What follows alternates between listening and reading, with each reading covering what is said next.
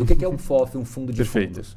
É um fundo que compra cotas de outros fundos. Quantos por cento da sua carteira você acredita que pode ser interessante para esse tipo de Boa segmento? pergunta. Se você monta uma posição num fundo de CRI, hoje você está tendo implicitamente entre inflação mais 9 e mais 10 líquida de custo. Inflação mais 9 e 10. É muito dinheiro.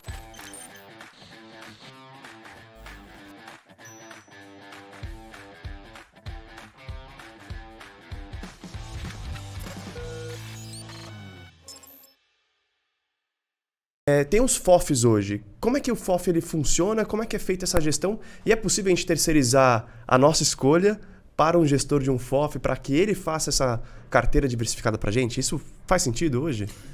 Bom, é uma pergunta complexa, bastante complexa, tá? E eu tenho um posicionamento muito claro com relação a isso, tá? Eu falo que os FOFs vieram para uma proposta, né? E alguns desses FOFs meio que, não é que desvirtuaram essa proposta, eles acabaram querendo criar muito valor para o cotista, e ao querer criar muito valor para o cotista, ele acabou se expondo a momentos de mercado em que não era interessante. Então eu falo que o FOF em geral, ele vive um eterno paradoxo. E eu vou explicar. Por quê? Porque quando o mercado está ruim, o que acontece? As cotas caem. As cotas... Aliás, vamos dar 2 passos para trás. O que é um FOF, um fundo de fundos?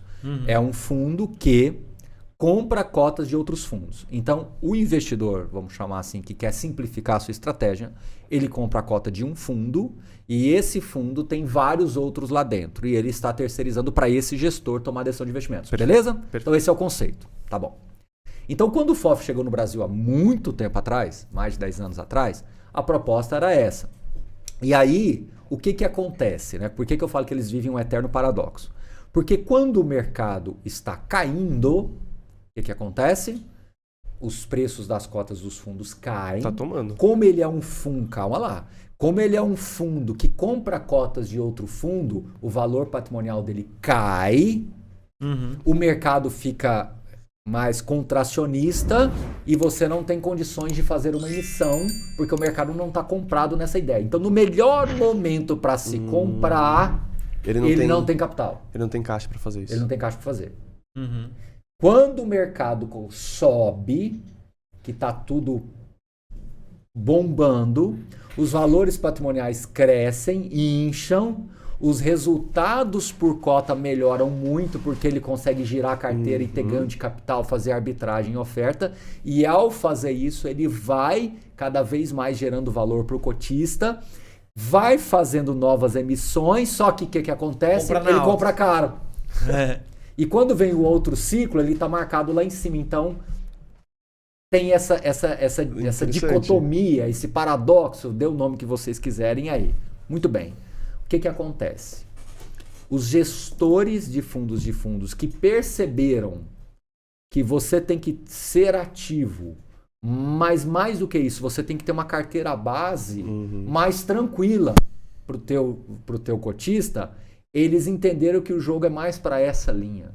Você tem que ser menos ativo, com menos necessidade compulsiva de ficar gerando muito ganho de capital. Você tem que ter um arrozinho com feijão bem feito e quando você perceber um alvo, você usa uma sniper, vai lá e pronto.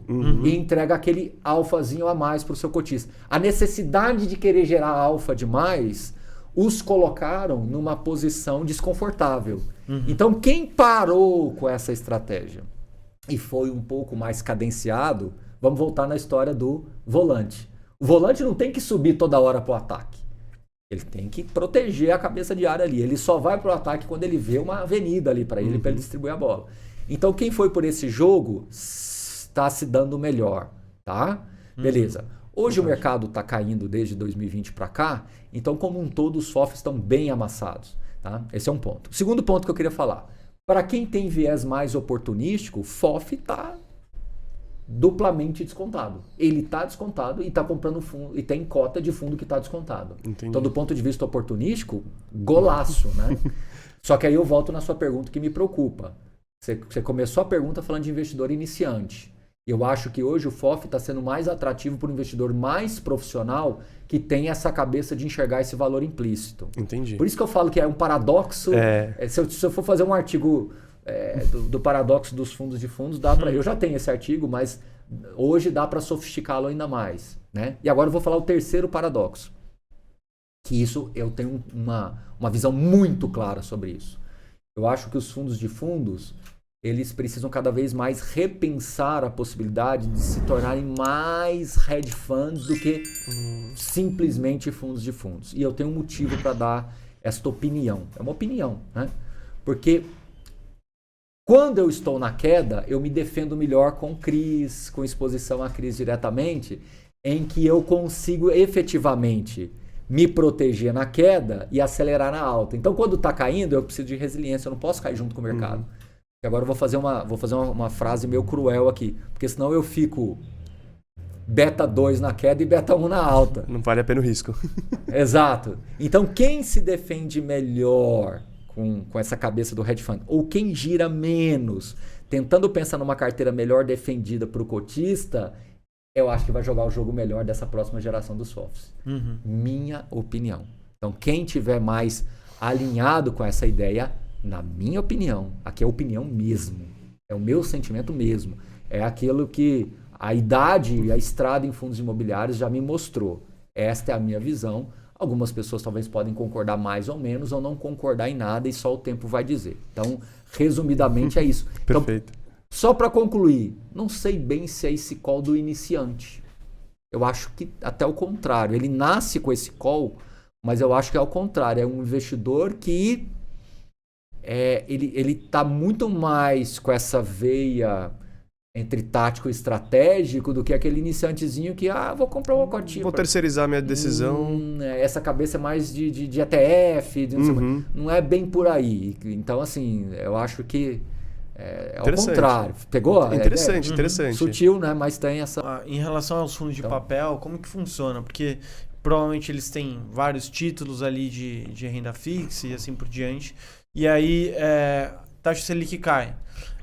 Como que esses fundos estão? É mais pré-fixado, pós-fixado? Como que está isso? A maioria do mercado de fundos de CRI, que hoje é 40%, 45% do mercado, é bastante. O fundo de CRI ganhou muita relevância nesses últimos 5 anos. Quando eu comecei a investir era 3% do mercado, 2%, 3% do mercado, e hoje é 40%, 45%. A maioria dos fundos eles são inflação mais, juro real. Tá? Então, assim, a gente tem uma tendência a falar que agora os fundos têm que ir para CDI e tal, cuidado. Porque, na verdade, as operações médias hoje é CDI mais 2, CDI mais 3. Você coloca os custos do fundo, CDI 1,5, CDI 2. Pô, é lindo, né? CDI a 13,75, você está ganhando 15, tranquilo, tranquilo. Mas se for voltar para 2, aí... Voltar para 2 eu não diria, mas a partir do momento que você traz isso para 7,5, 8, que é juro pra caramba ainda, você vai ter um 9, 9,5, tá bom também. Só que um fundo IPCA mais 7, 7,5, aí a brincadeira muda. Porque aí você está tendo um composto bem mais sofisticado. Então, e a gente já fez esses estudos. Os fundos inflação mais, quando você pega um recorte temporal maior, eles conseguiram entregar um resultado acumulado maior do que o CDI mais.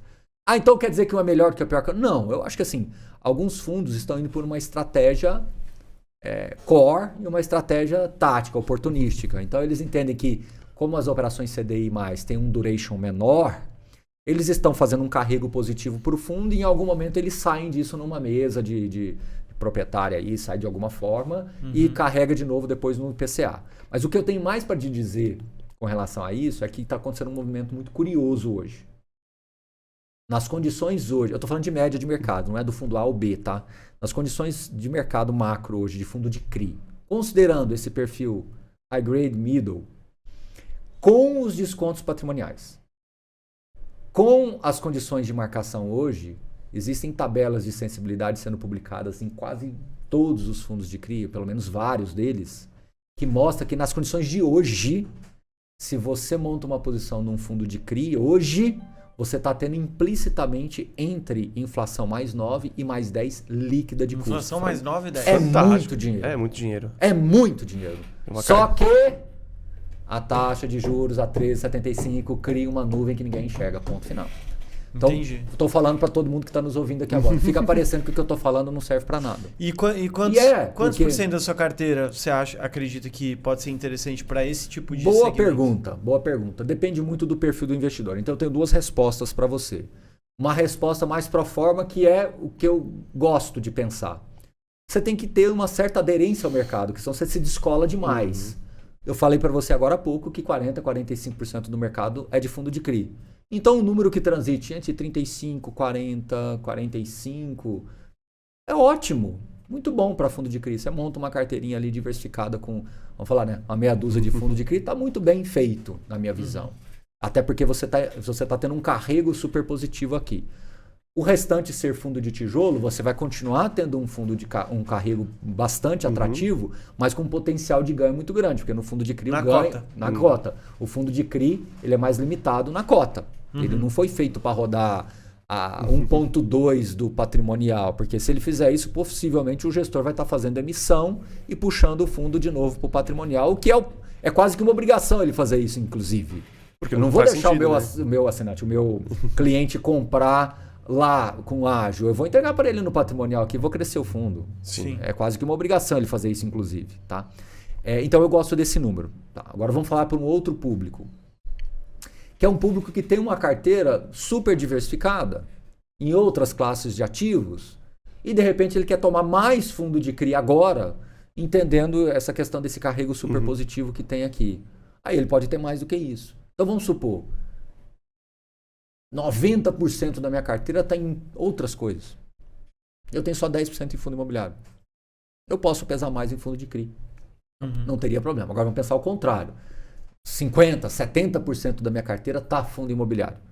Aí eu tenho que balancear um pouco mais cuidado papel tijolo. Então por isso que eu falo que não tem resposta pronta. Se você não avalia um pouquinho assim, no detalhe que a é um segunda, perfil, terceira né? derivada do investidor, corre-se um risco de você querer generalizar. Todo paciente que chega lá para você mandar ele tomar paracetamol, não dá, né? Bezetacil. Bezetacil. Então, assim, tem que entender um pouquinho mais. A GF+, que é a plataforma, é a assinatura, né? Que foi a maneira que a gente encontrou de democratizar. Então, lá tem uma série de ferramentas justamente customizada para o jeito Barsi de investir.